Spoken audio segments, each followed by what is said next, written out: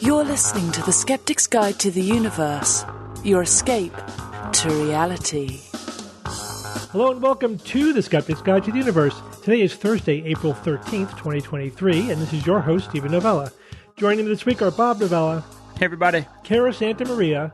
Howdy. And Evan Bernstein. Good evening, everyone. Jay is off this week. He's out gallivanting with his family or something. How dare he? I know. How dare he miss a week? Oops. It's good to be back, everyone. I haven't missed a week in 18 years. Wow. Is that right? That's right. That's I true. have. We all have, except Steve. But in fairness, that's because we work around my schedule. You're right. Well, that makes sense. That's Yeah. true. Yeah. I mean, When you know need how to turn miss. the- We just, we find You know how to other push time. the buttons and turn Yeah, I know. the thing I on. have to make it happen. Yeah.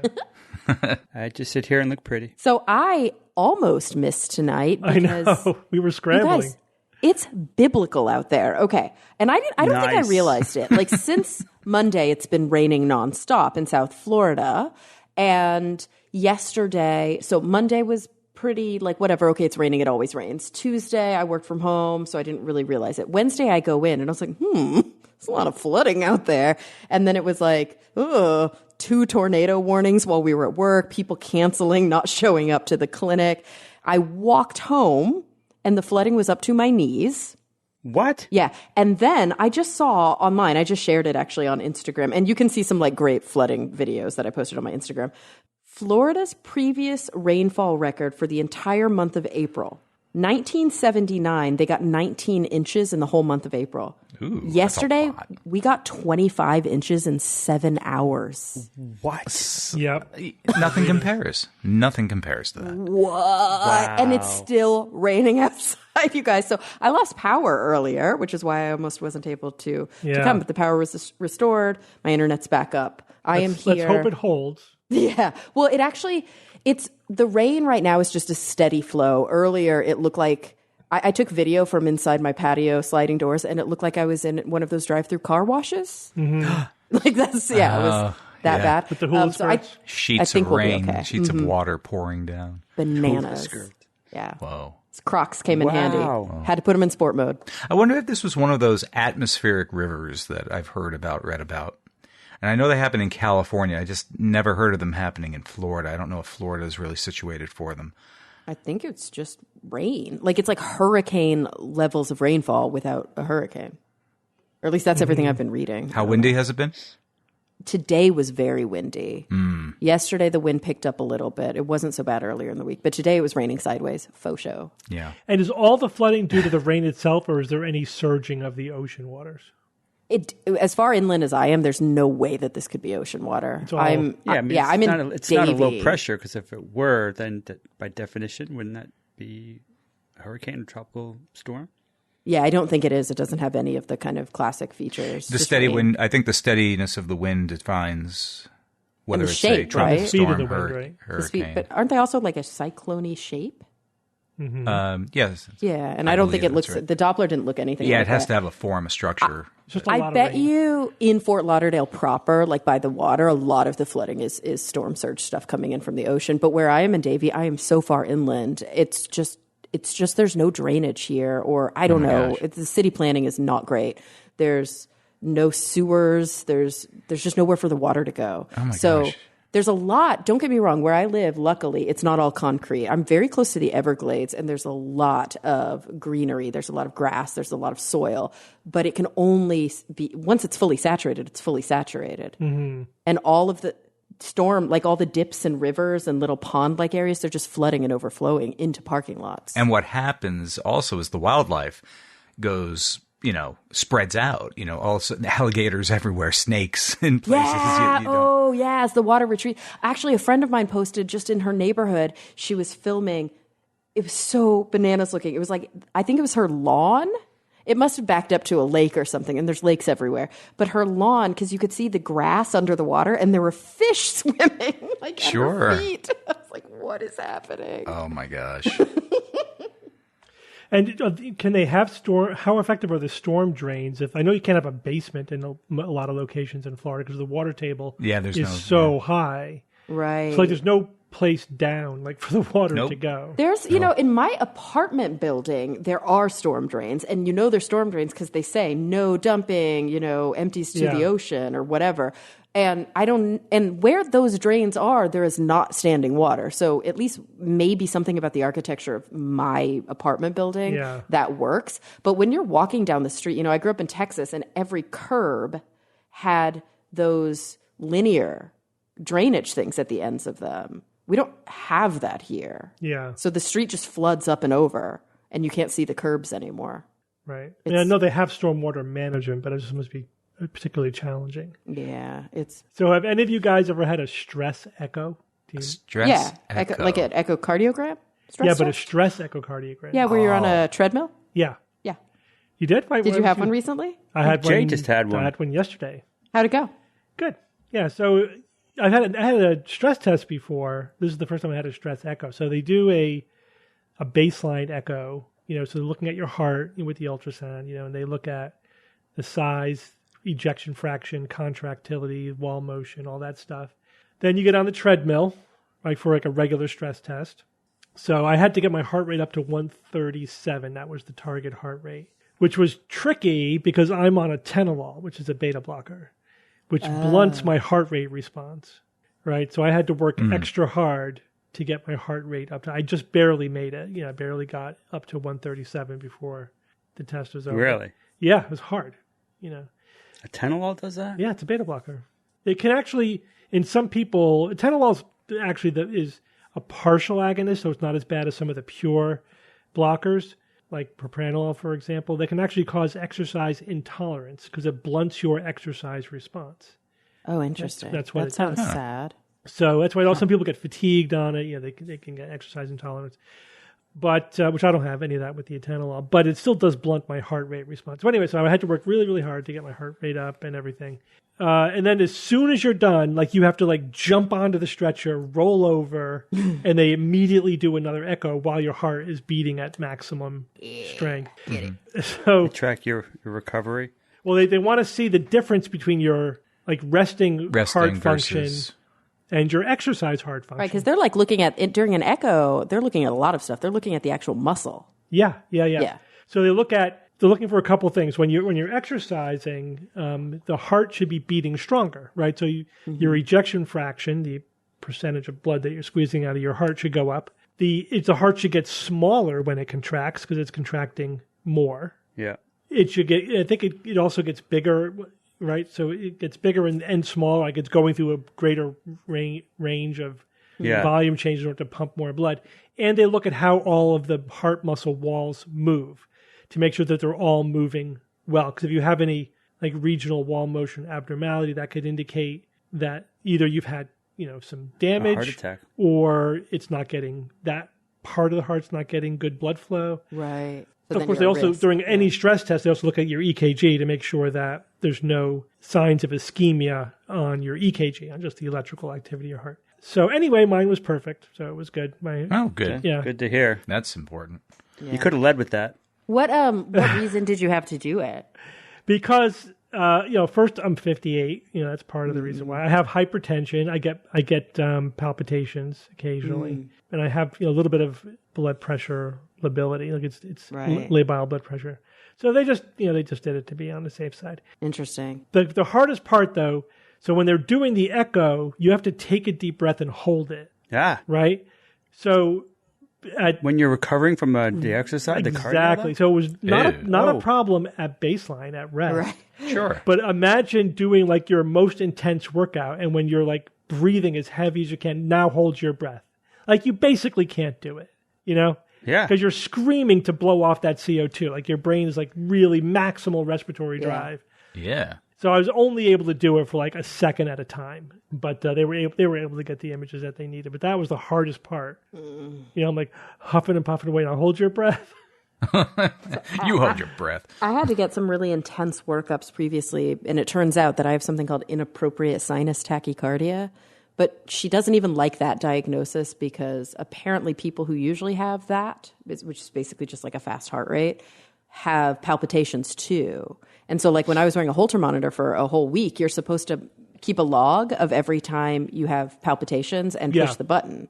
I've never had a palpitation. I don't know what that feels like. Like, it just feels like your heart is going too fast out of the blue, it could be a number of things. It could feel like your heart pauses or skips a beat. It could feel like like a flutter almost. It could feel like a flutter. It could feel like your heart beats like has an extra beat thrown in there, or it beats like inappropriately strong one time. Interesting. Yeah, all of that. I've had all those variations on palpitations. That does sound scary. I think I told you guys all of that happened because I was wearing a fitness monitor and it kept going off and being like abnormal heart rate. And my resting this pulse is a problem with those really things. high. That's a problem with wearing the wearables. And that's basically, I mean, it's good that I got it checked out, but basically the outcome was your heart beats fast. Nobody knows why. The heart muscle's super healthy, even when it's stressed. Don't worry about it. Come back in 30 years.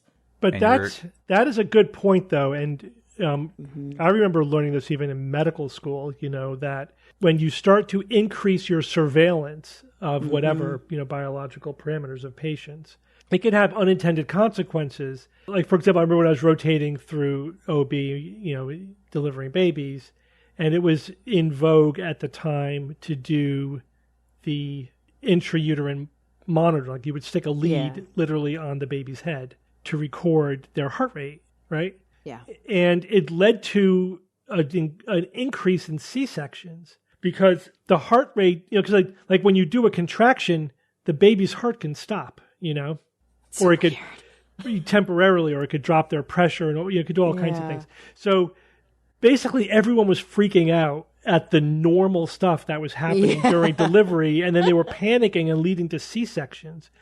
So then the discussion became, maybe we should just not do it routinely. We'll do it on high risk births or if we have a reason to do it.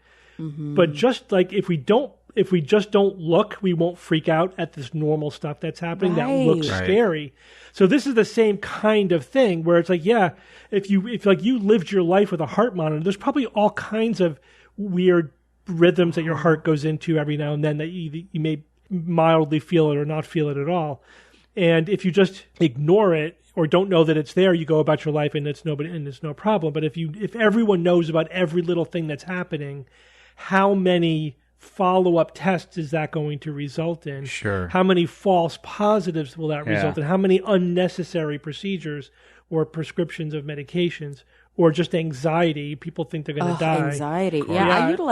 I utilize this principle all the time in psychotherapy. Like this concept that, yes, there is quote unquote normal, like they're norms tables. We can look at population data. Obviously we know that there are norms tables. There's normed data that comes from population level statistics. But when you look at fitness monitors, or even like you were talking about, kind of medical norms, those are population level. We're not comparing ourselves to ourselves. That's how we should be looking at our bodies.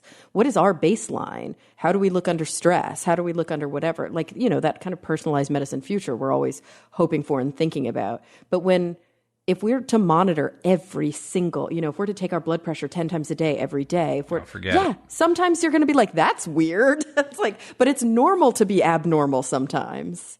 That's the point. Yep. That's the point. Yeah. It's normal to be abnormal. Or just the range of normal is greater than we think. That's another principle you learn in medical school. Before you know what's abnormal, you need to learn the full range of what's normal. Yeah. Which is greater than you think, right? Because people don't read the textbooks. They don't necessarily follow the pristine, what is quote unquote normal in the textbook is like 60, 70, 80% of like most people, but there's 20, 30% of people who are just different, and it's part of the normal range, and we don't get too excited about it. But you got to learn what that range is. Right. It's contextualized. I think that's the other thing. Like, I always, I love talking about the principle of like, you are having a normal response to an abnormal situation, as opposed to this is an abnormal response to a normal situation. Because I think so often, definitely in psychology, but I can imagine, Steve, that in medicine you see this too, where like the parameters that we're used to working with are contextualized, like at rest or under like normal conditions. And it's like, but what about, like you said, in a stress test? That's why we have to do that. What's normal heart functioning after you've just exercised? It's different than at rest. Different. You don't do stress tests in mental health, huh? I guess life is a stress test. Life is the stress test. So often, I mean, I see this a lot in end-of-life work and cancer and stuff when people are like, I'm crying I've just been crying all day, every day. And I'm like, you were just diagnosed with cancer. That's normal. Like, it's normal to cry all day, you know? And but a lot of people, we don't know because there's that pressure to, you know, somebody so much as like sheds a tear and it's like, oh, I have depression or, oh, you know, so those kinds of conversations, I think we should have. What is that normal range? It's important conversations to have. Absolutely. So guys, let me ask you, have you ever heard of dopamine detox? I've heard of each of those words separately. Is that like a tech detox? Dopamine? Yeah, kind of. Like a cell phone detox? Yeah. I mean, sort of. I sometimes recommend that to some clients, but not like, I don't call it that. But this is like more than that. It's more than just a tech detox. It's a dopamine detox. Carrie, you're going to hate this. Yeah, you can't detox yourself from dopamine. Right? That doesn't make any sense. It's kind of important. Endogenous. You wouldn't. Well, why would you want to? Also, yes. Why would you want to? It sounds like something Vulcans would do. So, yeah, I mean, this is a new trend. You know, it's I think it's very popular in Silicon Valley now, and I hate everything about it because it's like it's totally built on self-help pop nonsense that misunderstands how the brain works and, you know, how addiction works and how dopamine works and how detox works, you know, all kind of rolled into one. To get it all wrong on every level. Yeah. Other than that, it's great. Yeah, nutraceuticals. So, all right. So what's going on here? So the claim is that people are overwhelmed with dopamine because we're constantly doing things to give ourselves a dopamine hit, right? And so you spend either like a certain amount of time per day or a certain amount of days per week, like 1 day a week or a week a year or whatever, where you avoid anything that would give you dopamine in order to sort of reset your brain so it's not addicted to dopamine, right? Okay, that sounds impossible. It's dumb. But let's go a little deeper and say exactly why. So first of all, it misunderstands the nature of how the brain works and how neurotransmitters work and what dopamine is, right? So dopamine is a neurotransmitter. There are many subtypes of it, and it has many effects in the brain. It is the neurotransmitter that is involved in some of the quote-unquote reward circuitry, you know, the circuitry that makes us seek out behaviors or engage in behaviors that are reinforced by the reward circuitry, right? So I think some people misinterpret that as like it's the pleasure neurotransmitter, like dopamine gives you pleasurable sensation.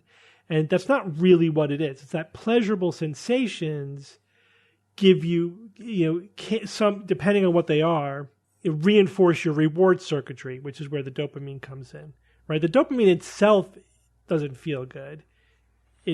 But you do what I mean. You do something that feels good. You can't even feel dopamine. Yeah, I mean, cocaine feels good. Yeah, it's not like a drug. It's not like a drug that activates your brain. It is just part of how the brain functions. But the interesting thing is when you take cocaine, it acts on your dopamine system. You know what I mean? So it's like. But if you took dopamine, it wouldn't make you feel pleasurable or wouldn't necessarily reinforce any behavior. And ask people with Parkinson's disease. Yeah, we give people dopamine for things like Parkinson's disease because dopamine is used in other parts of the brain, like the basal ganglia, which is involved in movement, or in some of the frontal lobe, projections that are involved with thought, some higher order thought.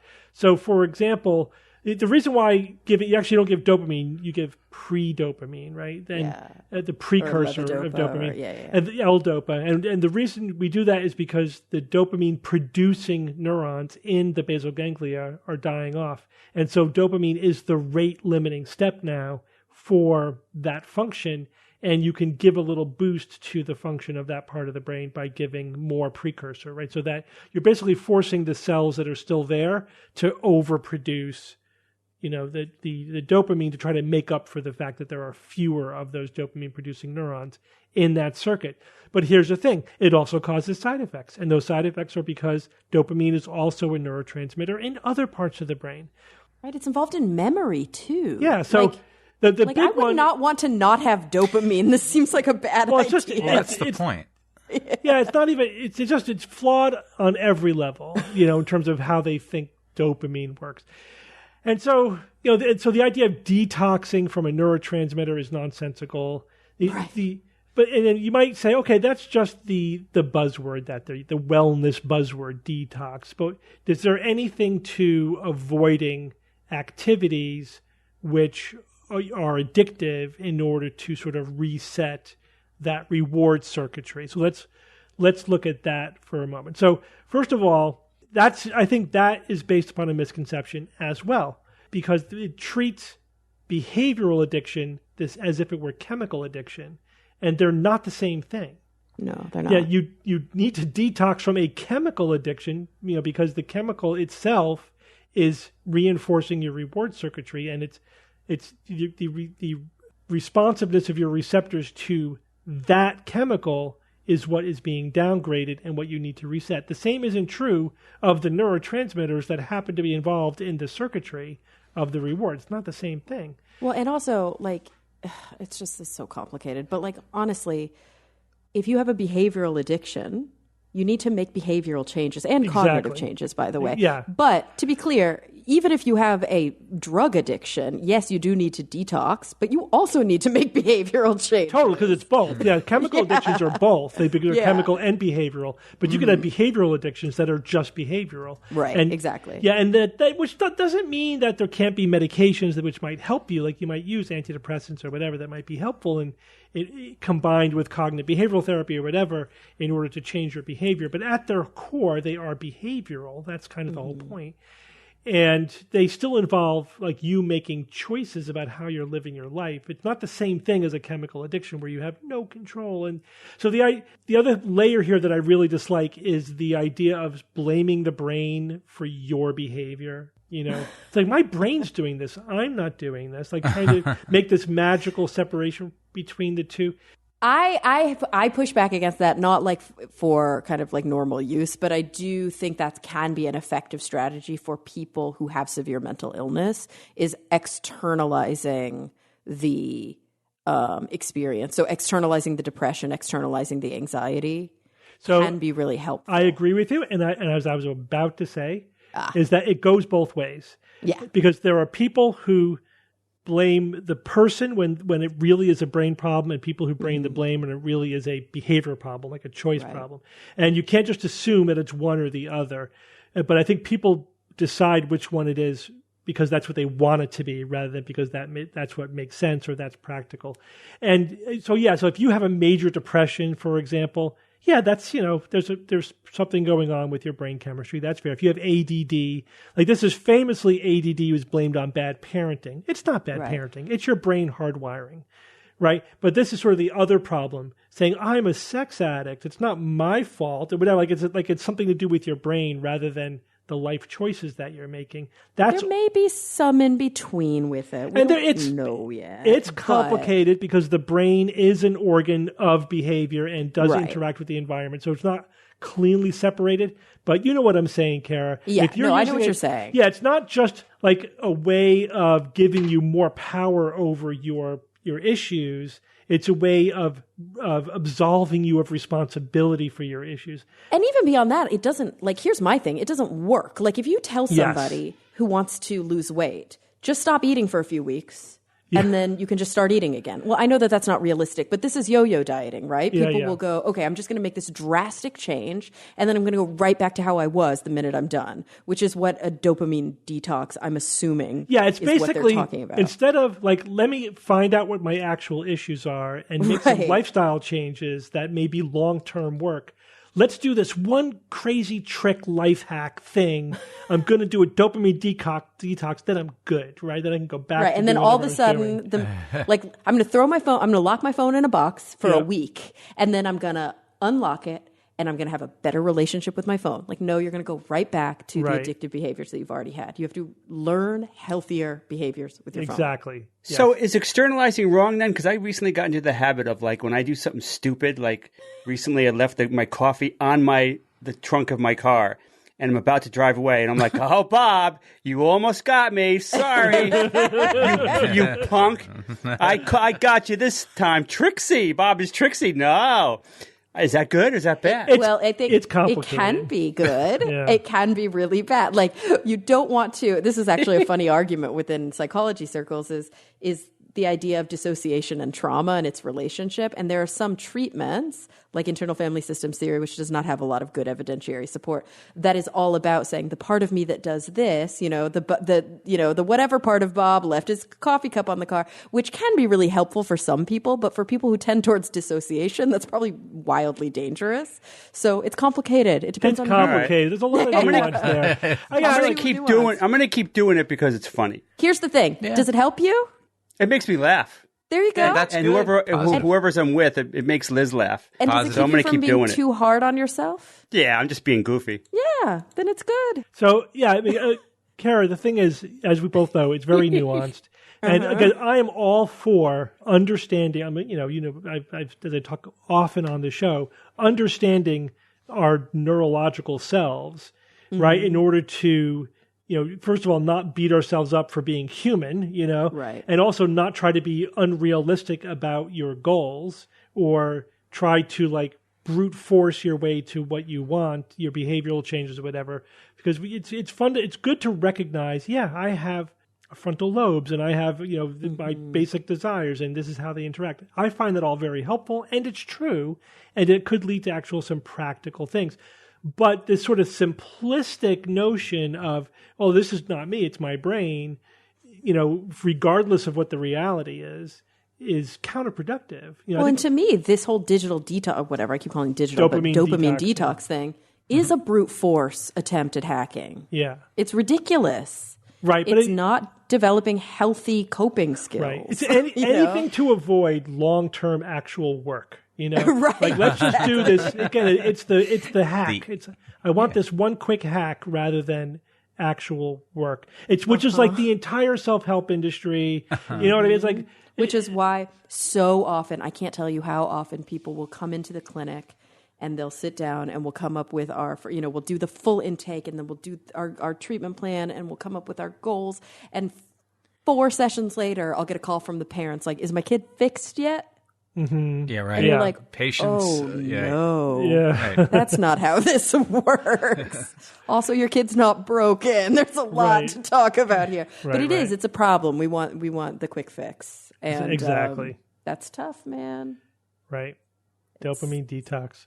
Not going to work. It's just pushed all my buttons. All right. I can imagine. All right, Kara, tell us about the effect of overprotective parents. So a psychologist wrote this article. They cite a lot of evidence to try and formulate an argument, but the argument itself still, I think, does require some, not so much logical leaps. I think that he does make a relatively solid argument, but it's not like a study will ever tell you this. So you can bear that in mind, right? This is not the result of a single study. But basically the argument that this psychologist is making is that modern young people, like children today, and really they start looking at the evidence from around the 70s, 80s, 90s, and beyond, are dealing with mental health issues in very, very large numbers, as we know. If you compare pre and post demographic information between those kind of decades, we definitely see that suicidality, depression, anxiety, loneliness,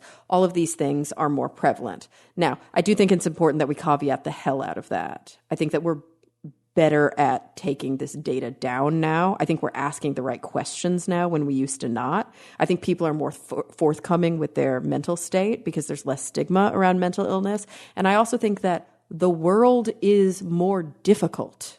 Like there are literally political and climate change, like there are existential concerns that teenagers and young adults are facing now that they weren't before. So we've got to remember that this all happens with a lot of variables. But basically, the author of this article is making the argument that safety and an overemphasis on safety is actually doing more harm than good. I think he goes a little too far to be like, this is what's responsible for the rise in anxiety and depression among teens. I don't know if I would make that argument, but it might be a variable that does contribute. So basically this idea that good intentions of parents today who understand adverse childhood experiences, who understand that corporal punishment is detrimental to the mental health of their children, who understand, things that just our parents and our parents' parents and our parents' parents didn't understand, sometimes are swinging the pendulum so far, and sometimes that are so anxious and afraid themselves of the boogeyman. Mm-hmm. I mean, I can't think of a better way to put it, right? The news cycle is what it is. It's very different now than it was. Actually, cable news wasn't even really all that prevalent until when was that? Like the mid-90s? Oh, I think late 80s. Late 80s? Okay, yeah. Late 80s, early 90s is when most people were starting to watch cable news as opposed to just the nightly news, like on the main channels, which was a completely different thing. And so, it is actually interesting when you look at the sociological data and the crime statistics that even as crime rates went down kind of around that era, that fear and anxiety went up and coverage of crime went up significantly. And you saw this, this is written from both an American and a Canadian perspective. Obviously, we can't speak to other countries. But so the idea here, the argument here is that if we obsess about safety with children, and I think we do see an outward effect of this. Like when I was growing up, I hate to be that person when I was a kid, but we would go outside and play. Mm-hmm. And it was like, come back when the streetlights turn on. And my parents had no idea where we were. We didn't have cell phones. They couldn't get in touch with us. And we were not supervised. And I know that there's always a bias of things were better when I was a kid and we should do it the way we did when I was a kid. But the data actually do show that children don't do as much independent activity. Mm-hmm. Children are more often supervised by adults. And there's actually a delay in their utilization of more, I guess, mature /adult /independent life skills. Mm-hmm. So kids are driving later, kids are leaving the home later, and kids are identifying themselves as being more afraid.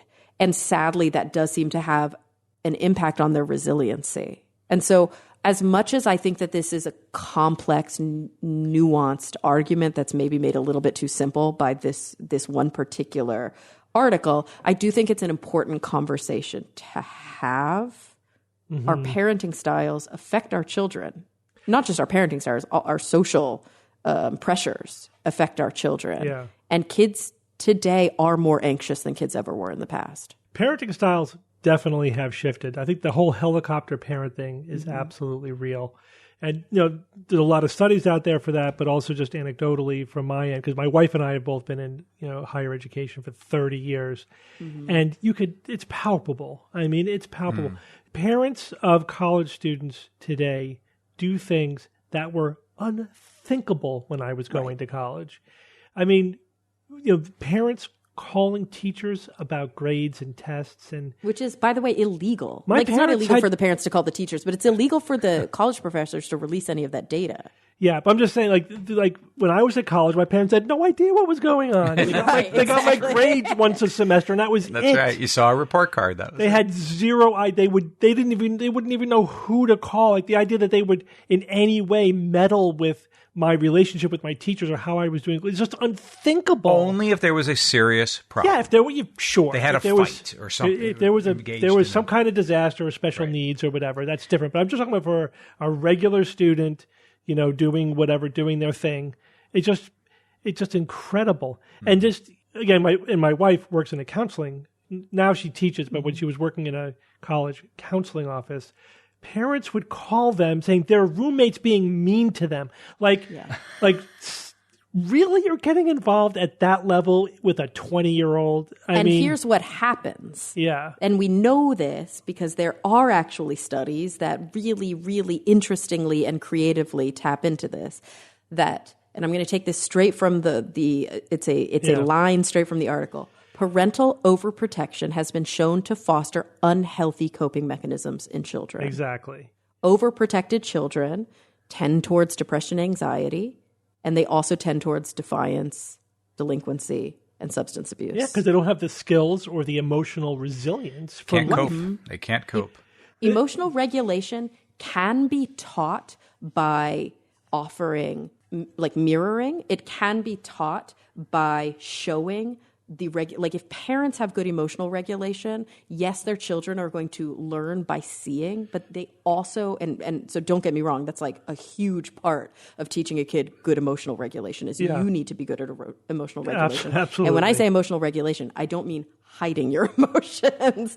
I mean, having healthy experiences with emotions, but they also have to learn by having their feelings. Mm-hmm. They have to experience things that are stressful in life, things that seem unsafe or feel unsafe, but actually aren't unsafe. And the problem is we are protecting children from even feeling that lack of safety. Mm-hmm. And so they don't know what to do when they are faced with actual unsafe things because they don't have any coping skills. And that's worrisome. It's really worrisome. Yeah, I mean, it even penetrates into the education culture significantly, not hugely. just parents. So, like, for example, I don't remember if I brought this up on the show before, but like the standard, educational approach now is to not do anything that stresses out students. Because there's evidence that shows that they perform better or whatever, if you don't do anything that stresses them out. Like, for example, like, you shouldn't even ask a student a question that has a right or wrong answer, because they might suffer the stress of not knowing the answer or but being wrong. That's not inherently stressful. But I'm just saying that this is where we're at. I'm telling you what I was taught to do. Yeah. Or how about this? You can't praise a student for doing a good job because that will make other students feel jealous or like, well, why am I not getting praised? Well, and here's the real problem with this kind of thinking and this kind of rhetoric is it takes all agency away from good educators. Yeah. We know it's true that you can't single particular children out and constantly praise them at the risk of the other students always feeling like they're not seen. That's not healthy. There's something there, absolutely. Right, but a good educator doesn't need a directive so that they're scared to go outside of this really, really constrained rule. Yeah. A good educator has to use their best judgment. We need to teach them what happens psychologically when children are faced with these different experiences so that they can use good judgment in their teaching. Not only that, I wonder about the difference between like an immediate effect versus a cumulative effect. Like, sure, that student may be happier now, but if over the course of their education, they never had to confront the prospect of being wrong, right. It just seems to me that that's a problem, that may have some negative consequences. And I think the thing is, like, so basically we can look at the literature and we can say, okay, children often self-report negative experiences when their teachers do X, Y, and Z. And so then, the educational system says teachers don't do X, Y, and Z. Yeah. But that's very different than saying, overcorrect in the other direction. Right. I think there's an overcorrection. I think that's usually the problem. Like, for example, yes, we shouldn't stress kids out intentionally at school. Kids are stressed as it is. They are scheduled in a way that children were never scheduled previously. And the homework load is higher than it's ever been. The pressure to get into college is higher than it's ever been. And yes, stressing out a kid for the sake of stressing them out, which has been an educational strategy in the past, but being like, I'm going to toughen you up, boy. That is not healthy. I agree. The Severus Snape approach doesn't work either. It doesn't work, but being so afraid that anything thank you being so afraid that anything will cause stress is also not appropriate. It's finding the balance. It's a nuance, balance, right? We need to get back to a balance. Yeah, I agree. You should take a nurturing approach. It's good to ask sort of open-ended questions, and that. Like, what do you think about this? And get engaged rather than what we call pimping in medicine, which is just asking a bunch of factual questions, like just to grilling, embarrass somebody. Grilling somebody. Have you memorized these facts? I don't really even care about that. It's more about, tell me what you think about this. I want to know that you can you critically think your things. way through this? And can we all as a group come up with like better solutions? Yeah, that's all great. That's but important. Some answers are right and some are wrong. You know what I mean? Right, that's true too. Or some are better than others. And it's okay to acknowledge that. Without judgment or shame. I mean, that's the thing. You want to take all the shame out of education, and you want to be nurturing, but don't pretend like everybody wins and it's all good and there's no wrong answers. I mean, that's a way overreaction that I think is extremely counterproductive. And they're real cognitive world doesn't work distortions. that way. Yeah, they're cognitive distortions. So this psychologist identifies 3, cognitive distortions. There are so many out there. We can slice and dice the pie however we want. We do it all the time on the show. But in this particular write-up, they identified 3 cognitive distortions. Negative filtering. So basically, A parent going, it's too dangerous for my kid to go outside because what if they get kidnapped? But they're not thinking about how actually healthy it is for the kid to be independent, to be able to solve problems, to develop risk assessment skills, to experience joy, right? Like they're only looking at the negative consequences of things. So we've got to be careful that we also look at the positive. They also identify being, and we basically touched on this without saying it explicitly, dichotomous thinking. Either that thing is good or that thing is bad. I'm sorry. It's almost never that simple. There's always nuance. Things are good and they have both. Yeah. There's a good analogy to be drawn to the cleanliness thing. The idea that everything has got to be, absolutely sterile. Kids don't get exposed to any germs because otherwise they'll get sick. It's like, yeah, but now you're hampering their immune system. Yep. It's actually a good thing to give, we don't want to, don't inject them with Ebola or whatever, but getting exposed to the normal background level of germs is a good and healthy thing. It's the same thing. It's the exact same thing. And the problem is that a lot of people listen to that rhetoric and they overcorrect and they want to inject their kid with mental Ebola. Yeah. And I think that's the other issue, right? Is this argument that we don't want it to be so sterile. We need to let them live in the world. We don't need to toughen them up. We don't need to force dangerous or negative experiences on them to, quote, make them resilient. The world is hard. They are going to be facing cruelty, unfairness, difficulty every day of their lives just by virtue of being alive and being around other kids. So we should be fostering in them independence and security. Let's help them feel safe. Exactly. And the way that we help them feel safe is by knowing that there's a place that they can come where they can talk to us when they're ready, when they want to, and we can help them navigate those issues. It's not about protecting them from ever feeling anything. Exactly. Don't shield them from the world. Give them the skills to deal with it. We know how this works with like sex education. Yeah. It doesn't. Like the evidence shows it doesn't. Right. Exactly. Yeah. All right. Thanks, Kara. Yep. Bob, tell us about these shock bosons. Interesting way to put it. But okay, researchers released an updated estimate of the mass of an important particle in physics called the W boson. That mass estimate is very close to what our best theories predict it should be, and that just sucks. Okay, why? Because there's nothing special? Why does it suck? There's nothing to learn. We shall see. First, though, what is a W boson? Yeah, we've mentioned it a couple times, but definitely a refresher would be nice. These particles mediate one of the classic four fundamental forces of nature, the weak force. They are said to carry the force like the photon carries the electromagnetic force. The weak force, though, in my eyes, is the redheaded stepchild of forces. Hey. Is that expression not cool anymore? I actually don't know. It's like Me neither. Like, let's look into that. It's probably racist on some level. I think it's probably racist. I think it's just more about like cheating. It's something. I don't know. Whatever. Okay. Move on. The point is, I don't think the weak force is on anyone's favorite force list. And of course, most people should have a favorite force list because why not? So it's not cool like the strong force, which is basically the Superman of forces, right? What's not to like about the strong force? The electromagnetic force is my favorite since it makes glorious light in all of its forms, from gamma rays all the way to radio waves. It just has always enthralled me since I was a kid. The final fundamental force, gravity, is just wonderful, right? It's distinct and mysterious, and it shapes the universe itself. What's not to love about the gravity? Compared to them, the weak force kind of has an impossible task, right? But it is critically important.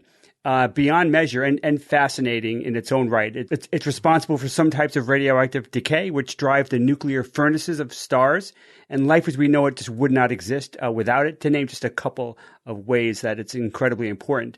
Now, W boson's precise mass is actually pretty important too, because since it could help us refine and test what one physicist called probably the most successful scientific theory that's ever been written down, the Standard Model of Physics, which I've mentioned many times on the show. It describes the fundamentals of the known universe at the beautifully basic level of interacting forces and particles.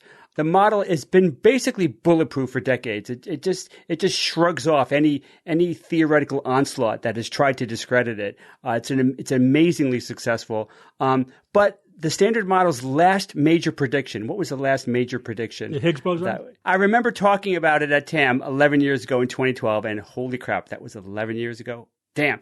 All right. So now we know the standard model is complete, though. As awesome as it is, it doesn't predict important things like dark matter or dark energy, the ever-increasing expansion of the universe, and even gravity itself has never fallen out of the standard model's equations, not even mentioned in there. So clearly, this is a partial model of the reality as we know it. So this is why when Fermilab's physicists reported the most precise measurement of the mass of W bosons last year, it really caused like a ruckus because it calculated a mass far more than what the standard model itself predicted.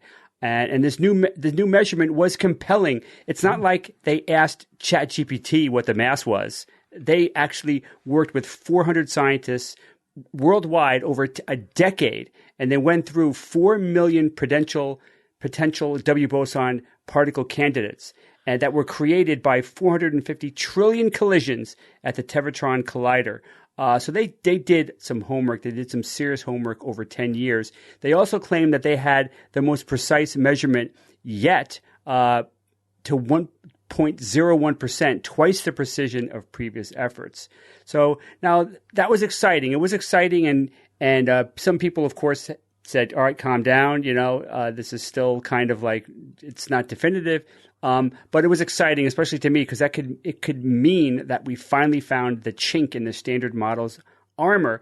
Such a large mass could mean, for example, that there's maybe a new particle or force out there that could be causing this extra higher mass than we anticipated. And that could be the first solid evidence of physics beyond the standard model, which I've been crowing about for many years, something we've been searching for. The big fear nowadays, I think, is that the energy regime that we would need to engage with in order to encounter new physics, maybe it's so far beyond humanity's technological prowess that it could be generations, decades, or 100 years before we actually can build something that could illuminate, new physics for us. That's the big fear, is like that we are now in a dead zone, a desert of physics, of particle physics, where the LHC or anything even much more powerful is just not powerful enough to reveal what needs to be revealed. So that's what's scary to me. It's like, oh man, no new physics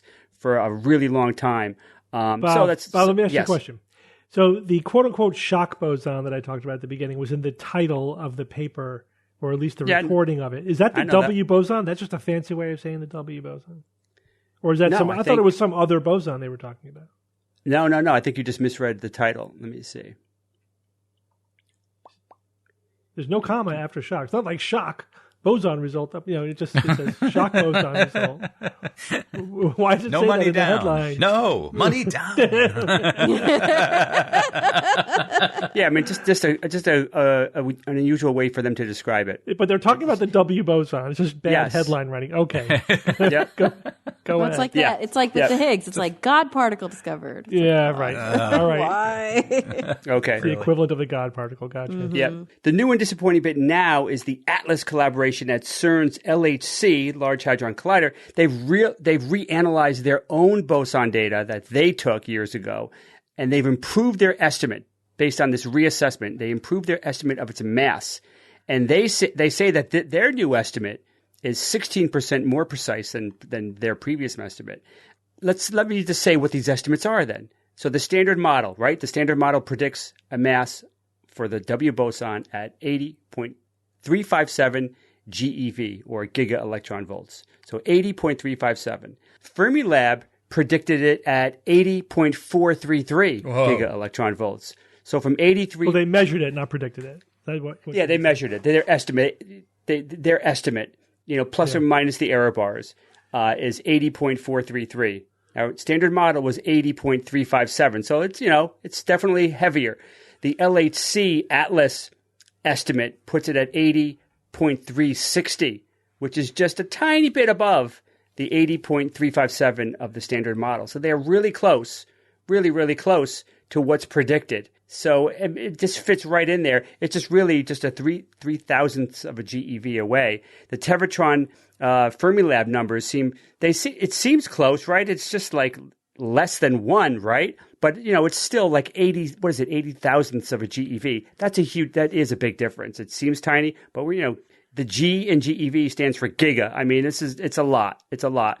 And that would be dramatic if it's true because it's so different from the standard model. So now this doesn't mean that the Atlas prediction or the estimate is correct and Fermilab is wrong. There's nothing definitive being said here at this point. Fermilab proponents say that after all, the Atlas number is a refinement of the earlier number, which was close to the standard model's prediction anyway. So nobody was really thinking that they were going to dramatically change that estimate. So that's not really a huge surprise. That's kind of what Fermilab people are saying, as far as I could tell. There's also the fact that this new number is also their preliminary number estimate. It's not the official number yet, but of course, I don't think when it becomes official, it's going to be dramatically different than what they've already released. So the general consensus seems to be that the large mass estimate from Fermilab from 2022 seems less likely to be correct now that this new estimate has been released. People are definitely not as hopeful as they were before. But of course, time will tell with this one. There's rigorous review is still needed to happen with the new Atlas number. So there's always the chance that that there's some kind of fundamental problem that makes their estimate, unreliable. I guess that's possible. Then there's also other experiments in the near future that are going to refine even further. And there's even some proposed new electron-positron collider ideas that would be even better at measuring the W boson's mass because they'd be specifically created to do that very, very well. And so yes, I'm disappointed that this new possible discovery of new physics is less likely now, but we'll see.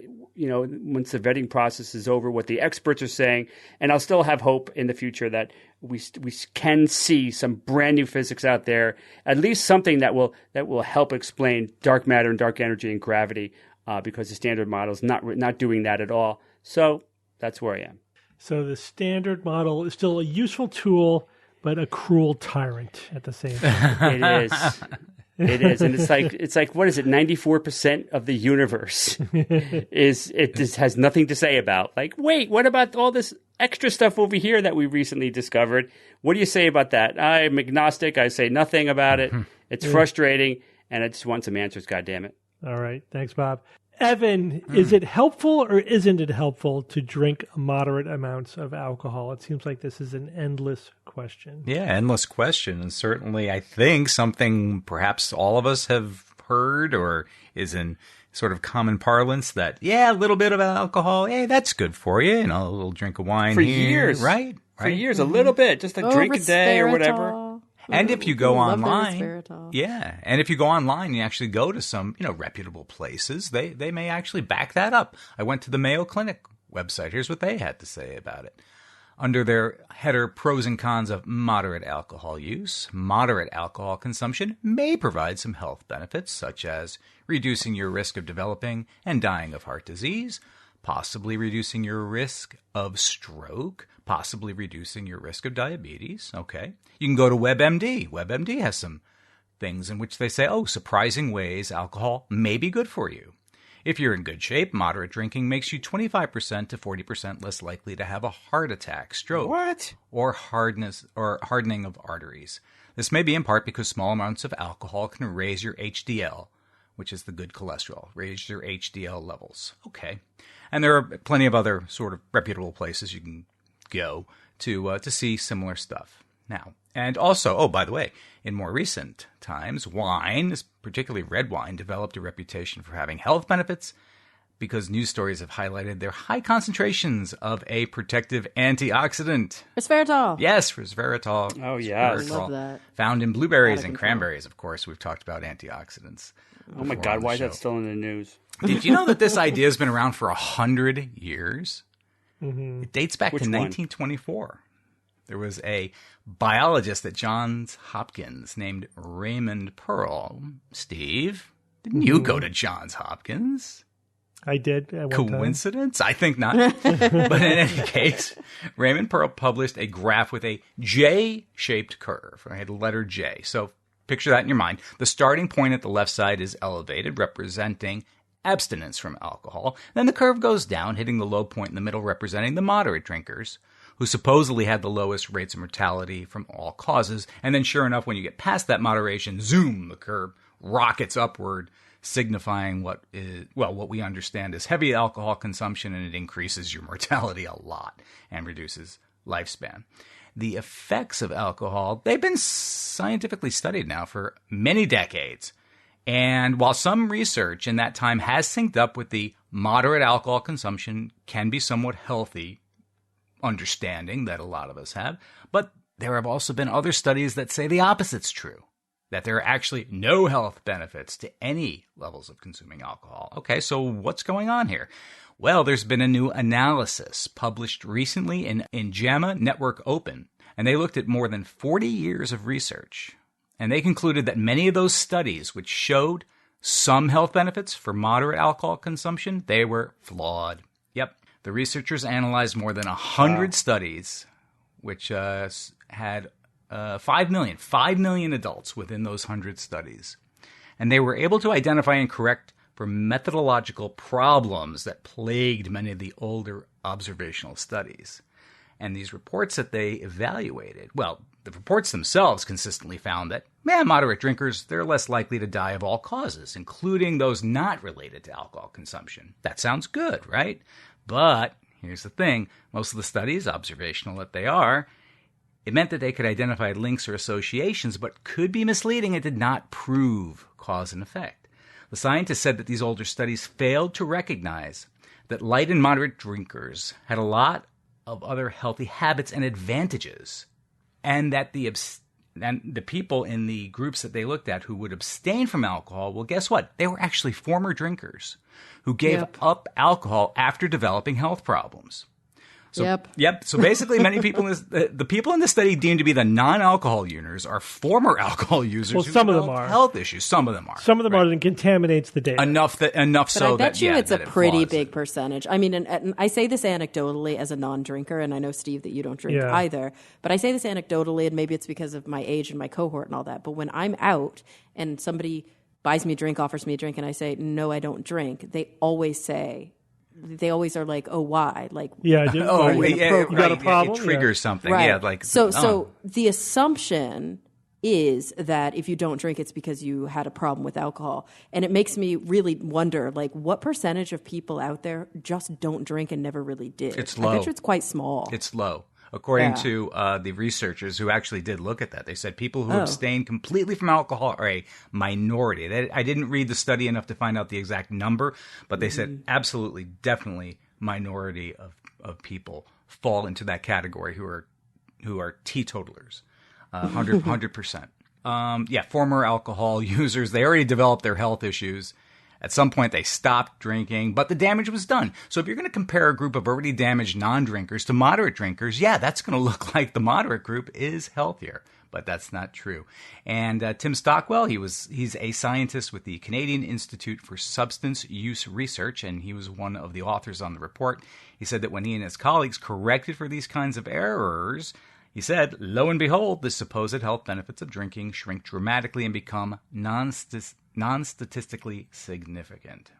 So, and there's other factors as well. You know, those who drink did have other health problems, and there's socioeconomic factors as well. People who struggle with disabilities who also drink. So there's a wider sort of group of people who drink for whatever reasons that they drink, that they go on, and hence the people who completely abstain, very relatively small group.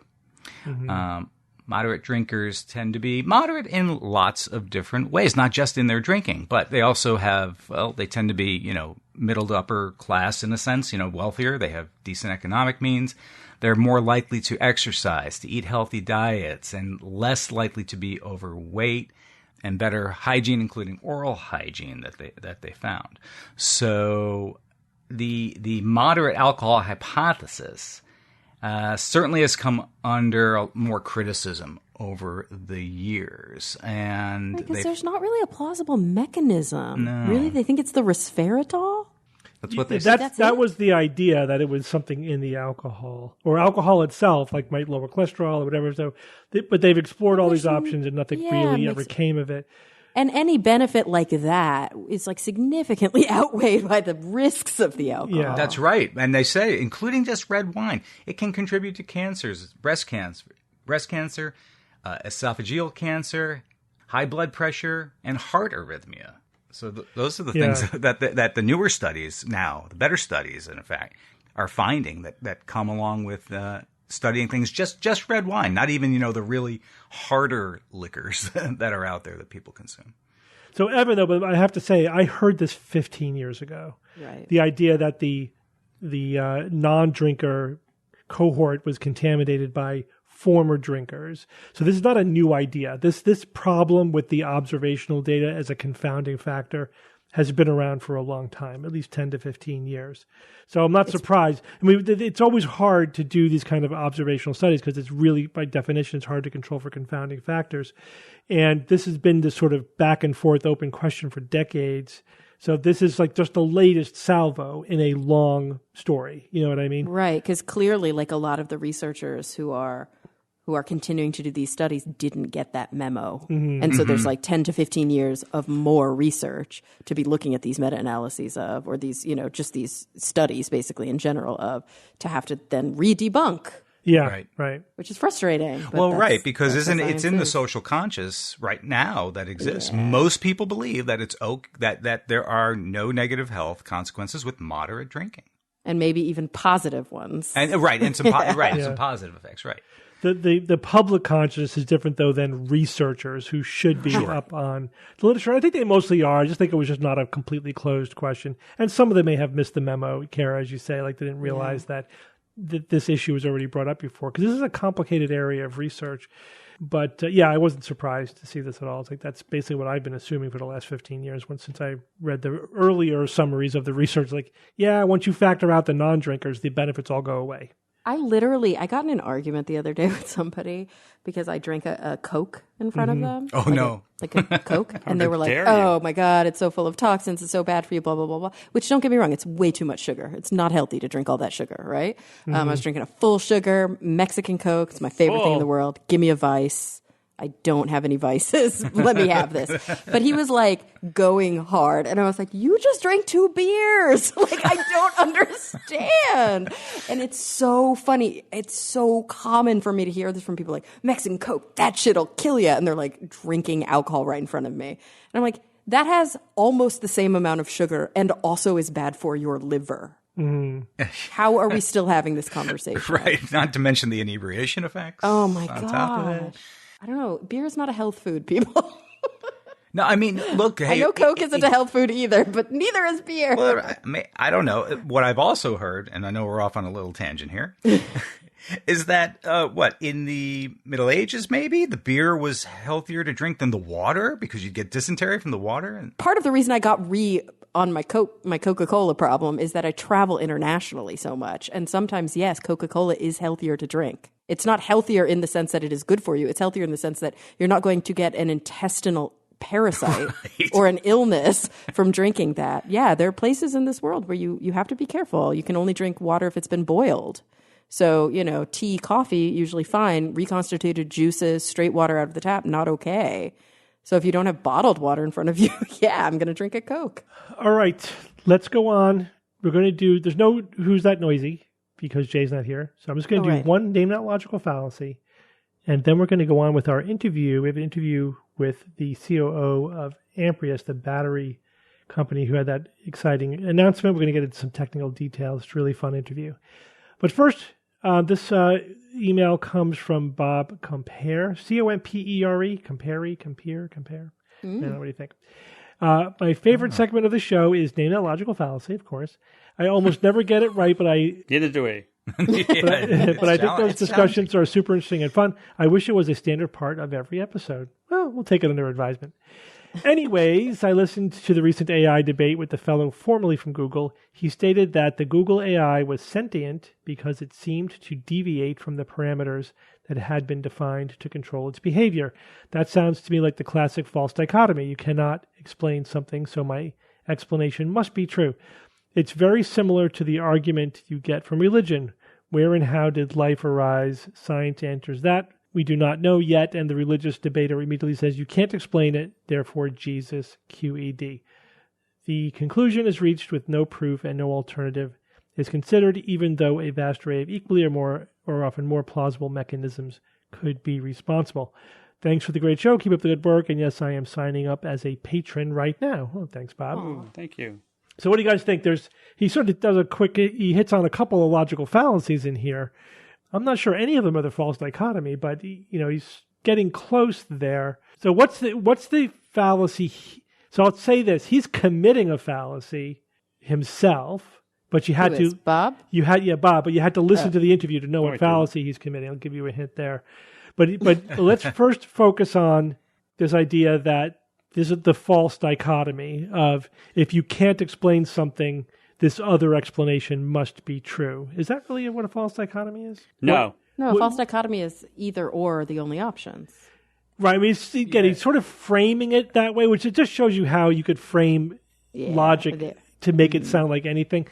But so I think what he's really referring to is the false choice, which is a sort of false dichotomy. It doesn't mean that there's only, like, it's either 100% black or 100% white. They're just saying, all right, we got these two options, and if it's not A, it's got to be B. Or, so there it is prematurely limiting the number of possibilities. But what he's describing also includes the argument from ignorance, right? We don't know what this is, therefore Jesus, right? You can't explain it, therefore Jesus. That's an argument from ignorance. That's not a false dichotomy. And also, to me, and I actually use this term during the interview, I think, if I'm remembering correctly. One informal logical fallacy that's used quite often is the burden of proof logical fallacy. It's saying that the burden lies not on the person that's making the claim, but on somebody else to disprove. And he fully committed to that logical fallacy. And I even called it out. Yeah. Like, I think we're talking past each other because we're saying that the other has the burden of proof. I agree with that. But to be fair to Blake, who's what we're talking about, yes, he didn't say what Bob said he said. So there's a straw. His whole email's a straw man. Right. Which I explained to him, and he agreed once I explained to him. But so what Blake was saying was that, so I agree that Blake was sort of shifting the burden of proof a little bit. But it was really when we pushed him, what he says is, listen, what I'm saying is that the behavior of Lambda, right, the AI that he was querying, can be explained if it were sentient, and that doesn't prove it is sentient. But I think that Occam's razor favors that explanation, and the alternative is solipsism. And he did make that argument. That's where he was wrong. And I think we should get into that. But to be fair, he also did say multiple times, I think that sentience is the best possible explanation, and Google has not given me another explanation. Yeah, I agree. He kept pushing the burden of proof onto Google. Right, but when you pushed him, he said but Occam's razor and solipsism. Right, that was like his secondary. Yeah, so that's why we had to destroy those logical pillars of his position. Nope, Occam's razor doesn't favor your position. And no, it isn't solipsism, because we're not just saying that I can't prove something else is sentient based on its behavior. I could look at its architecture and say it's not functioning as something that is sentient. Right. I know that was his biggest mistakes, I think. I think so. For sure, the most important mistakes. So anyway, I thought he didn't say it has to be sentient because it deviated from its behavior. He didn't say it that way. That was a straw man. He did say that there were potential other possible explanations. He just thinks this is the best one, and he hasn't heard one that's better. Yeah, I offered him one that's better.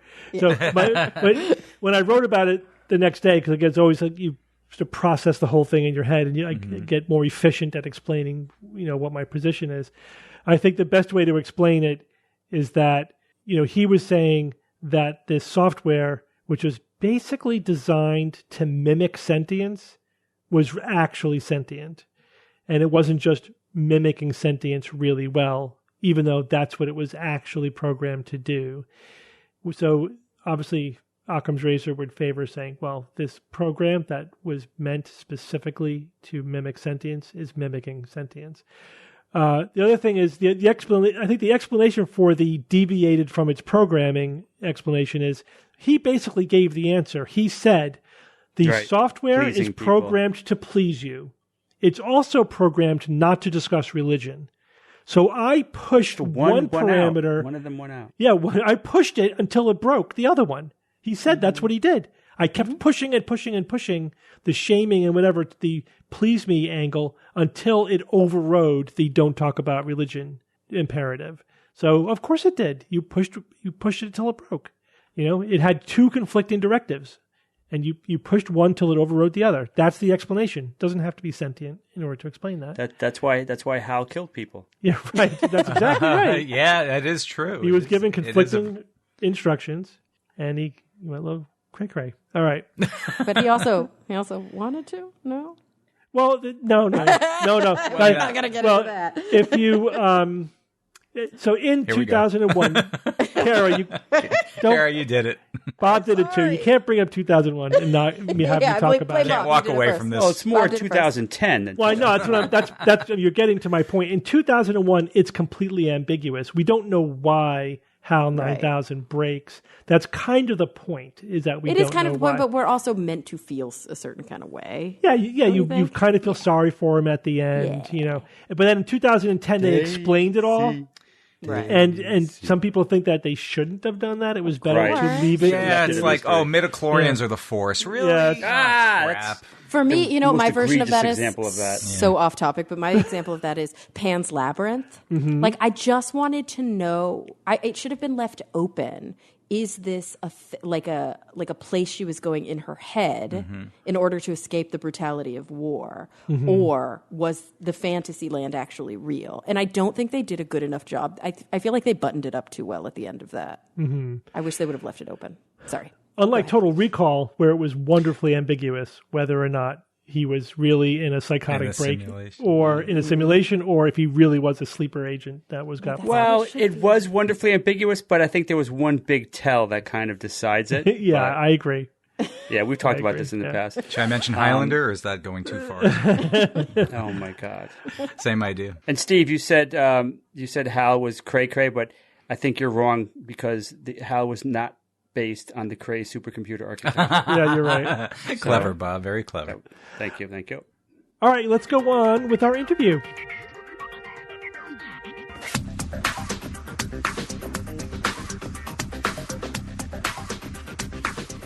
We are joined now by John Bornstein. John, welcome to the Skeptics Guide. Thanks for having me. So, John, it says here that you are the Chief Operating Officer for Amprius Technologies. We spoke about your press release from a couple weeks ago, and I wanted a lot more information than I could find online, so you kindly agreed to come on the show and answer our many pesky questions.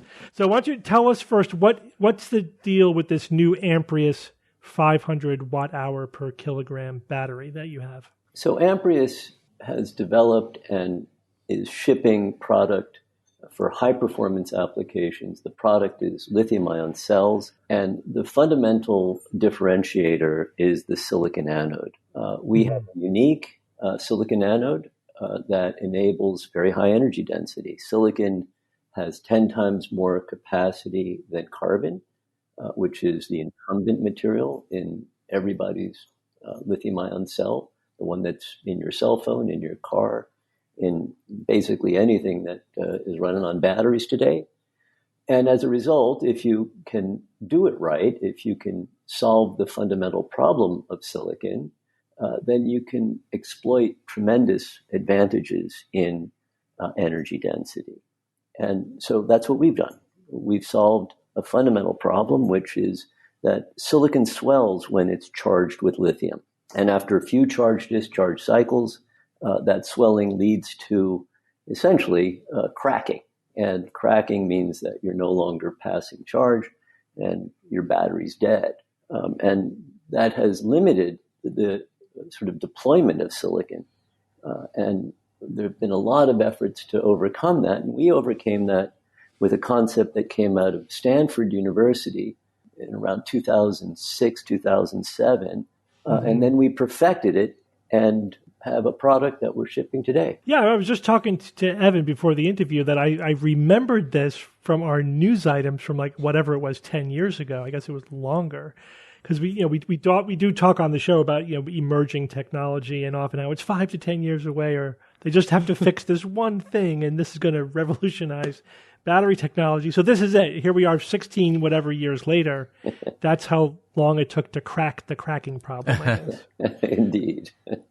That's right. And it's basically a nanotechnology solution. And at one time, that was a real buzzword. And I guess it still is to some extent. It's added to the lexicon of buzzwords.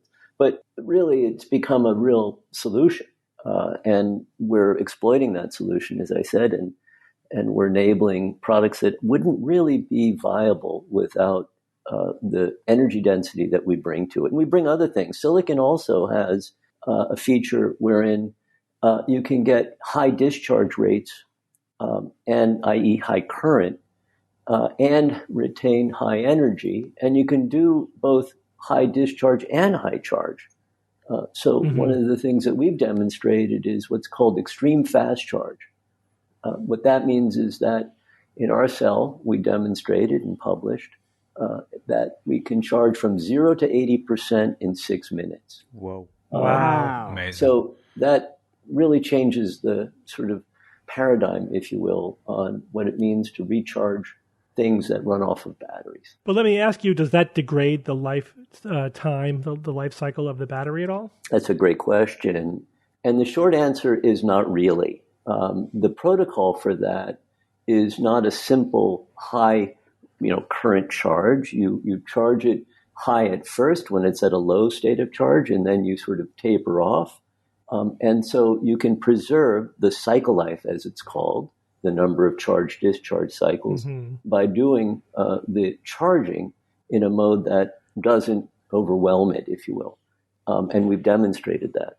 Would that be the standard way to charge then, or would that just be still for special occasions where you want to get to 80% within 6 minutes? Is there another? It could be the standard. Be the standard. And we demonstrated that without preconditioning the cell. If you precondition it, if anyone drives a Tesla or other electric vehicle, you'll see when you're sort of mapping in a charging station, it says, I'm preconditioning your cells, your battery pack for you. That means it's heating them up because when batteries are warm, they're lower impedance. They have less resistance. And as a result, they'll charge faster. We did this at room temperature and still got a very, very, I would say, impressive result. And I'll ask a blanket question. There's no gotchas here in terms of, is there anything about this battery that's not as good as the lithium ion batteries that are in a Tesla at this point in time in terms of all of the features that we like? It's not going to blow up and catch fire. The battery life's not going to degrade really, really quickly. So anything like that? That's a great question, and let me answer it as follows. It's as safe as any other lithium-ion cell, which means that it is subject, like any lithium-ion cell, to thermal runaway. It can catch fire. However, we've come up with a solution for thermal runaway for a product that we've developed for the U.S. Army. It's a wearable that a soldier wears in his or her vest to power all the electronics that the modern soldier carries. And one of the things you have to pass in an application like that is nail penetration. And, of course, ultimately some kind of projectile, a bullet. And we've demonstrated that we can pass a nail penetration test. So it turns out that we've got a solution that gets us even better than most lithium-ion cells today for things like nail penetration. Wow. I'll add also, though, that we're not an exotic cell insofar as the manufacturing and the bill of materials that are used.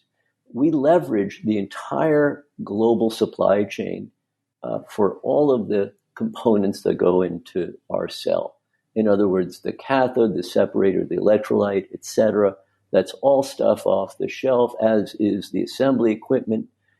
The only thing we change is the anode. So we're an anode replacement solution. So everything that is state-of-the-art today, or even, let's say, cutting edge, is what we can take advantage of, and we do. So we're very similar, therefore, to the attributes that just about every other lithium-ion cell has with respect to most other properties, except we really bring high charge, fast discharge, and of course, high energy density, as we've made a point of. Yeah, so basically, just to make sure the audience understands what we're talking about, these things, they have the 500 watt hour per kilogram. That's about twice what would be in a Tesla. Correct. At this point.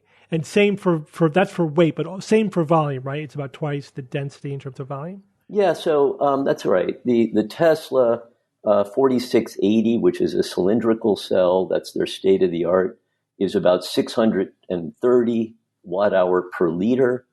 We have about 1,300 watt hours per liter in our cell.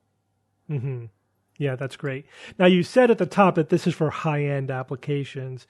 Does that mean it's more expensive than like a per storage for like compared to the production electric vehicle batteries that are out there now?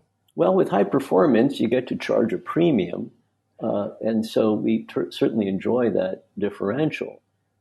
At scale, our cost is pretty much parity with typical mass production costs. The big difference, of course, is silicon that we replace carbon with. And silicon is the second most abundant element on the planet. There's no shortage of silicon. In fact, it's probably more environmentally friendly than graphite. You mine graphite. It's a petroleum product, so you can also synthesize it. It's not necessarily a clean process. So silicon is cleaner, and it's derived from sand, which is plentiful, as I said. So at scale, and when I say scale, I mean gigawatt hour, which is sort of where you have to be competitive. We're parity with conventional processes. So how long is it going to be before you are producing this type of battery for electric vehicles?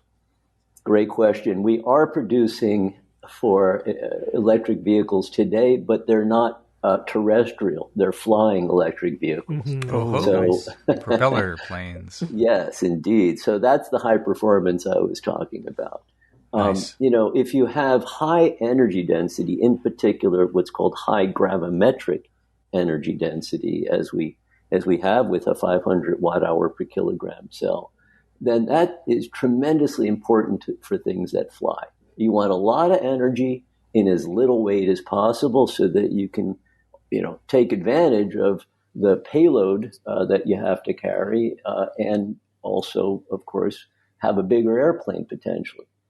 And that's where we come in, because we don't only solve the energy equation, we also enable power. So when an electric vertical takeoff and landing aircraft takes off, it's got to pull a lot of power.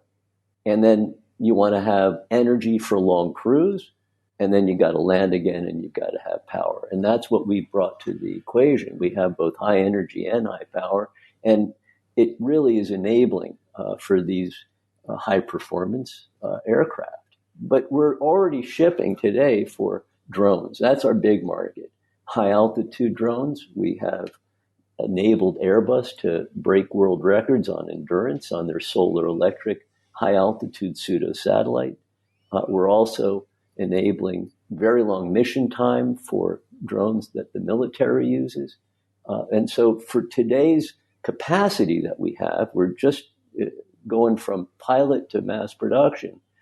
We can supply these sort of high performance, smaller markets as a way to seed the market and then grow into mainstream as we expand our manufacturing footprint. Yeah, I know. I was reading that you're building. Is it in Colorado? You're building a new factory. That's right. Is that going to be for the drones, or might that be for cars? Or is there a plan? Is somebody talking to Tesla or somebody about a production? Yes, battery for a car. So we're certainly leveraging and building out our footprint in the aerospace market, and we've got tremendous demand for that, and that's why we have announced that we're expanding our capacity and building out this facility in Brighton, Colorado.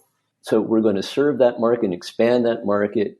And then when we get to the sort of tens of gigawatt hour, which we're projecting somewhere after 2025, that's when we start addressing and supplying to the electric vehicle market. In the meantime, we're, of course, engaged with EV OEMs, and we have a technical dialogue at this stage, and we expect that by that time frame that I just mentioned, 26 time frame, we'll start to get into the commercial engagement. So before anybody could reasonably expect to have one of these batteries in a car, it'd be 2026 or later? That's right. Yeah. I got a question. Yeah, go ahead, Bob. What do you envision, say 10 years, 8 to 10 years from now, do you envision any improvements? Does the silicon anode lend itself to a type of improvement that you think you can get? Or, I mean, as the battery's amazing as it is right now, I don't even, leaving it as is would be wonderful because it's such a huge improvement. But is there wiggle room for squeezing out even more energy density or even faster or slower, quicker charge times or discharge cycles or anything like that? That's a great question. And the short answer is yes, there is headroom. And let me explain that. And I'll have to get into the weeds to explain that. Do it, please. So silicon, when you think about its fundamental properties relative to storing lithium, it can be explained in electrochemical terms as charge per unit mass or milliamp hours per gram.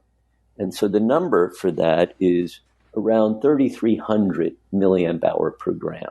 Now let's compare that to graphite, which is around 350, 360. So there's almost a 10x increase in the capacity of silicon relative to graphite for storing lithium. That's at the material level. And then, of course, you have to assemble that into a battery, and you have to have a cathode that supplies the lithium. And when all is said and done with the cathodes that are available today, we can demonstrate, because we have all this capacity in silicon 500, but we're not using all of the capacity. We're using roughly about half, almost 2/3. We can use more of it, but it takes advances in cathode for us to take advantage of our silicon to a greater extent.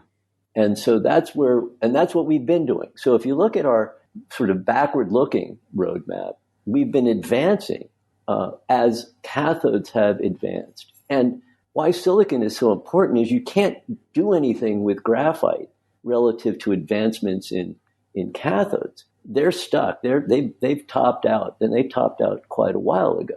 And that's where silicon comes in. It's a fundamental material change. In the battery world, in order for you to advance performance, it's a very hard problem because it's chemistry and material science. Unlike the things that they're powering generally, for example, in microelectronics, it's a photolithography shrink. You don't have that going for you in batteries. And so it's fundamental material science and chemistry. And silicon is that solution. And we've got headroom, as I mentioned, cathode continue to advance, and we can take more advantage of silicon. So would you say, from what you're saying, it sounds like that there's the potential at least to maybe double again the energy density? There certainly is potential. Our roadmap is now focused on advances up to 600, and we can see a path to 700. That would be incredible. And are you at liberty to say if you have any of this other sort of lab-based technology, battery technology, in the pipeline that as this plays out, maybe by 2028, 2030, we might be expecting some other sort of material revolution in battery technology? So the short answer is that we can demonstrate something much higher than 500 today, but the materials are not yet stable, so they don't cycle. So it's, not yet there. And it's got to advance, and those materials have to stabilize. But we can still demonstrate the potential and therefore see a path. And how about like just getting rid of, say, cobalt and nickel? Because they're kind of a limiting factor in terms of raw materials. Anything in the works that way? So, yes. And these are the next generation materials that will enable these super high energy densities. And they're based on metal fluorides. And that's what I'm talking about, that don't yet have the stability, but have the potential as the material science advances around these metal fluorides. And the beauty of these metal fluorides is that they're plentiful. There's iron, copper, etc. So these are not hard to find. They're abundant in the Earth's crust, and they'll bring down the cost, but significantly advance the performance. All right. Well, John, thanks for filling in all that information for me. You only get so much from the press releases online. That really answered all of our technical questions. We really appreciate you coming on. I appreciate the opportunity. Thank you for having me. It's time for Science or Fiction.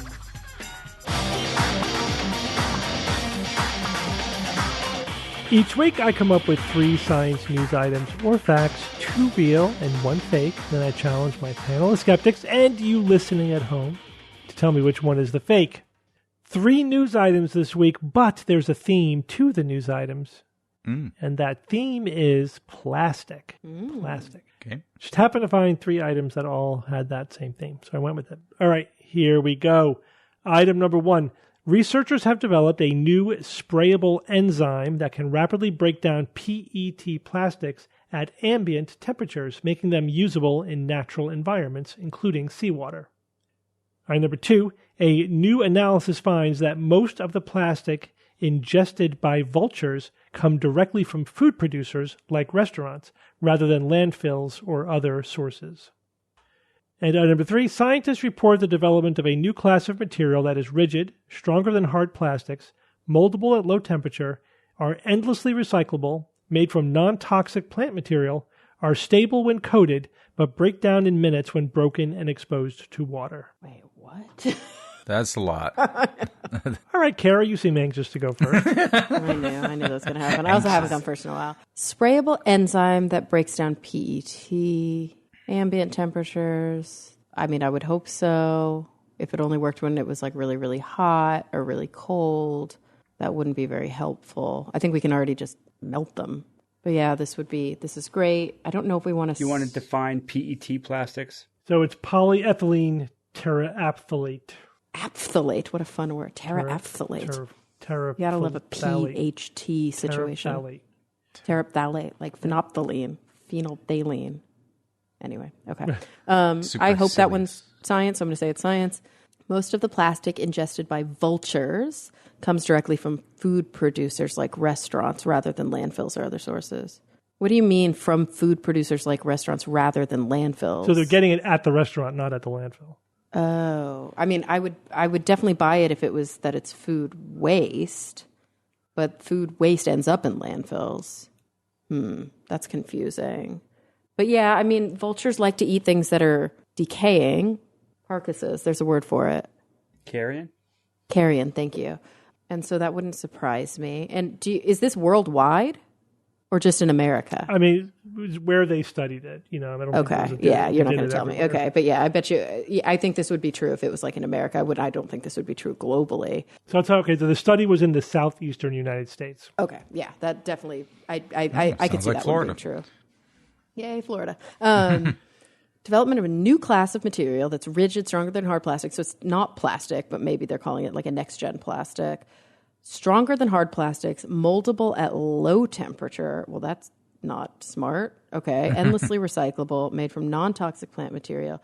Stable. Okay, no. I don't buy this at all. Everything about this, it's like all the things that we need have the opposite problem, right? So it's something that's really made from non-toxic plant material. It usually degrades much faster. Something that can break down in minutes when exposed to water is not going to be strong. I mean, it might be strong for a second, but it's not useful.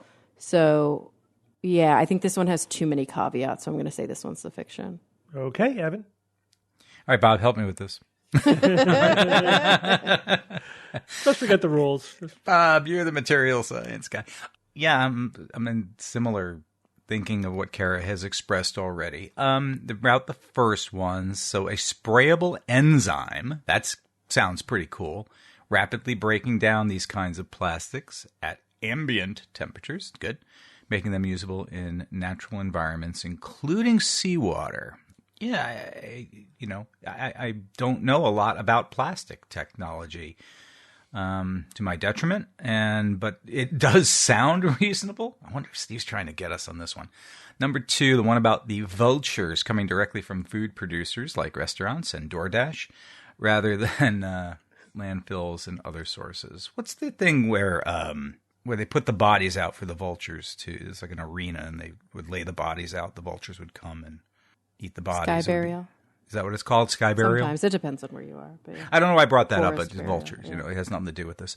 The image came into my head. But the last one, the last one's like, oh, wow. It's like the brass ring, the holy grail of everything you wanted in solving the world of plastics, right? Development of a new class of material. I mean, is the development of a class of material the same as the material itself? Yeah, in other words, to me, but it's not necessarily one very specific thing, because it could be multiple versions of it, so it's a class of material, right? I mean, it's the part here, endlessly recyclable. That alone is incredible. Would be wonderful. It's not too good to be true. So, is this the one you're trying to give me the getcha on, or should I go with Kara and say no way? And I'll go with Kara and say, yeah, for as much as I think this might try to be a getcha one, too good to be true. Agree with Kara. This one, the new class of material, fiction. Okay, and Bob. It's weird because I think the number 1 seems too good. I mean, you've got a sprayable enzyme that will break down all the major types of plastics that we've all been railing about for years now. I mean, that sounds pretty damn awesome to me. Yeah, it does. What's the catch? Yeah. So, and I think the one with all those caveats, that last one was meant for us to have a knee-jerk what? Yeah. And the restaurant or landfill one just kind of makes sense. So I'm going to depart from the group and go that the enzyme, sprayable enzyme, is fiction. Yeah. Okay, so you all agree on the second I'm like, one. can Evan and I switch our hands? No. So we'll start with the second one. A new analysis finds that most of the plastic ingested by vultures come directly from food producers like restaurants rather than landfills or other sources. You all think this one is science, and this one is science. This one is science. Okay. And a little surprising. The result, was a little, because the assumption was that it was mainly from landfills, but they did it 2 parts to the study. They looked at the pellets, the poop of vultures, where they roost, and they examined just what's in them. And there's a lot of plastic in there, a lot of other material, dirt, my God, rock, man. glass, but also a lot of food waste as well. So they are eating a lot of plastics. I think with an average plastic composition by weight of 8.76%. That was in their pellets. Now, there's an interesting question in there. Are the vultures eating it deliberately because they may eat inedible things in order to help Digestion. Basically like fiber, to get some of the crap they eat out of their system.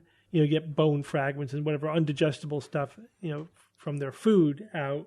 Or do they think it's food? Do they not realize that it's some inedible technological stuff? Or is it also just like connected to the food? Right. Yeah, That's what I was thinking. Yeah. It's just something wrapped in plastic. The other study they did was they tried to correlate the amount of plastic in the feces of vultures with the density of different things in the environment, urban development, restaurants, whatnot. And it correlates really well with the density of restaurants. So it does seem like they are getting their food directly probably from like garbage bins outside of restaurants. So the idea is that you could really significantly decrease the amount of plastic that vultures are eating by just making sure you close up your trash bags really well and you close your trash bins. You don't leave them open for the vultures to get in there and eat the food because they're eating a lot of plastic. And also you reduce plastic in your food service. Right. You could also do that. Yeah. Single-use plastics. Yep. Bad. So that one was science. So which one or three is too good to be true? Is it? It's one. We already know it. One. We can tell. Yes. Bob wins. I don't know. Really? All right, well, if you guys want me to read one first, I'll go there. Researchers have developed a new sprayable enzyme that can rapidly break down Get the PET pain plastics over at with. ambient temperatures, making them usable in natural environments, including seawater. Bob, you think this one is the fiction. Kara and Evan are absolutely convinced that this one is science. And this one Certified. this is the fiction, Bob. is Yeah. Yay, correct. go Bob. So- It's not ambient temperatures, is it? No. It's not a sprayable Yeah, it's enzyme. hot. No. It has to be hot. I bet you it has to be hot. Yeah, and not seawater either. That seawater thing I thought was ludicrous, but I was like, whatever. Yeah, like, that was I was like, I don't want to that- spray that all was this stuff into the seawater. part that was like, okay, so what? You would spray this stuff. Homeopathic enzyme. Yeah, you'd solve the whole ocean. I mean, yeah, this is a little bit too good to be true. So there was a study showing they did make an incremental advance in one of the PET enzymes, that it's a little bit more efficient than the older one. It's one of these incremental studies. I just used that as sort of a jumping off point to make this like uber enzyme. But so there's basically two types of enzymes that break down plastics. There are ones that are basically secreted by bacteria, and they do work at ambient temperatures, but they're in bacteria. They're not sprayable. The bacteria are the ones that are eating the plastic. The ones that are just like, you make in a vat or whatever, they mostly operate between 40 and 70 or even more. That's 40 to 70 Celsius, just to clarify temperature. They need heat. So these would be used as part of a recycling process, not out there in the natural environments. And I couldn't find any that you would like put in seawater. I just threw that in there to make sure it was clearly fiction. Okay. Let's go to number 3. Scientists report the development of a new class of material that is rigid, stronger than hard plastics, moldable at low temperatures, are endlessly recyclable, made from non-toxic plant material, are stable when coated, but break down in minutes when broken and exposed to water. That is science. And I don't think What's the catch? There's no catch. I don't think there's any gotcha in there. It's just a really good option. So we'll see. How does it not fall apart while you're using it? Because it's coated. That's the thing. You got to put a coating on there. First of all, it will last as long as you keep it dry. But any water will break it down. But if you put a coating on it, that keeps it from breaking down. But but once you throw it away, it gets cracks or whatever. Then it'll get exposed to water. Even if you just get cracks in the coating, it'll rapidly degrade. That sounds pretty good. But then what's the coating made out of? Plutonium. Plastic. Polonium. No. Let's see. What did they use? There was some bio-based material. Okay, It wasn't like wax or something. Yeah. So these are amorphous isomalt materials. They're made out of sugar, basically plant-derived sugars. Yeah. And the study was, they figured that if they add certain binders in there, which could be like sawdust or something, then it makes this really hard material that they could mold. They don't have to heat it up. They could mold it at room temperatures. Like it could work for injection molding, which is great because that's what we make all our plastic stuff out of. And it will last for days. Last for a long time, especially depending on how well you coat it. And then, but as soon as you throw it away and it breaks up a little bit, then it will break down very, very quickly. So this is intended for short-use plastics, like single-use plastics. Which is great because that's what we need to replace. That's exactly what we need to replace. Exactly. So I read the primary literature on it and the press release. It sounds like it's ticking all the boxes. And also they said there's a closed loop recyclable cycle that seems to be infinitely recyclable. Like it doesn't, unlike regular plastics where they recycle it like once or twice or whatever. But if they even can, half the time they're not. Yeah, you can't make it into the same thing that it started out with. But this, you just sort of break it down and just remake it. Could put it through the process again, so it's closed loop recyclable. No, it looks really great. So I don't know what would the feedstock be and how much would it cost or whatever, but scalable. How scalable is it? Yeah, all those questions you got to ask, but in principle, it sounds really good. So I don't know. We'll Doesn't see. address the current problem. We'll see where it plastic. goes. Yeah, Right. It can be molded like plastics. I mean, it sounds good on paper. But we know how it goes. You always got to see, like, will this really go into production? But if something like this, or if maybe it needs to be tweaked or whatever, really can come into mass production. Imagine if like all of our single-use plastics would just melt away, and that They were made out of sugar, basically. And Imagine if we had done that 30 years prior ago to making plastic. Yeah, because we probably had all these same materials. Well, maybe not, but amorphous isomalt material. So they say, it says on the paper that it's ready for industrial scale production. But, all right, let's see it. Yeah, see it in action.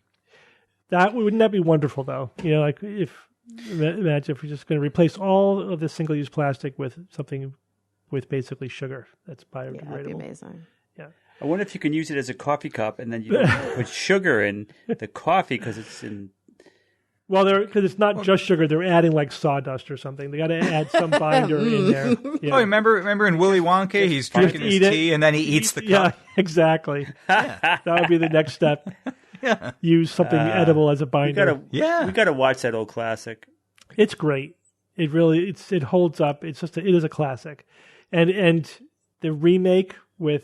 What's his name? Johnny Depp. Oh my gosh. Oh man, just didn't do it. Tim Burton. Yeah, I know. don't even think I saw it. I didn't love his take on the characters. No, it didn't work either. And Gene Wilder was just so brilliant in that role. Oh yeah, as Willy Wonka. It's his seminal role. I mean, no doubt about it. Just amazing. Like when you nail something like this, why remake it? You know what I mean? It wasn't. You lose. Good day, sir. Good day, sir. We say that often. It's classic. He was like, I don't know. He hit that sweet spot. He was menacing and mysterious, yes, and comical all at the same time. Like you never knew what the hell was going to happen. It was perfect. He just played that character so well, to the point where he is that character. So you can't reimagining the character. It's like what? It just didn't work. All right. Anyway, Evan, give us a quote. All right, this week's quote was suggested by listener Pat in Michigan. Thank you, Pat. And Pat is working through a book called The Scout Mindset by Julia Galef. Mm-hmm. Ah, Julia. And yes. And he pointed out this quote from the book. A large portion of overconfidence stems from a desire to feel certain. Certainty is simple. Certainty is comfortable. Certainty makes us feel smart and competent. Your strength as a scout is in your ability to resist that temptation. And in order to understand what she means by scout, I had to go read a little bit about it. So Julia says this. So she says, when it comes to what we believe, humans see what they want to see. In other words, we have what's known as being a soldier mindset, from tribalism and wishful thinking to rationalizing our personal lives and everything in between. We're driven to defend the ideas we want to believe. But if we want to get things right more often, Julia says we should train ourselves to have a scout mindset, which is different than the soldier. Mm-hmm.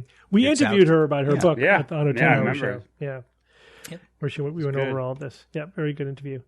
All right, well, thank you all for joining me this week. Sure, man. Thanks, Thank you, Steve. And until next week, this is your Skeptic's Guide to the Universe. Skeptic's Guide to the Universe is produced by SGU Productions, dedicated to promoting science and critical thinking. For more information, visit us at theskepticsguide.org. Send your questions to info@theskepticsguide.org. And if you would like to support the show and all the work that we do, go to patreon.com/skepticsguide and consider becoming a patron and becoming part of the SGU community. Our listeners and supporters are what make SGU possible.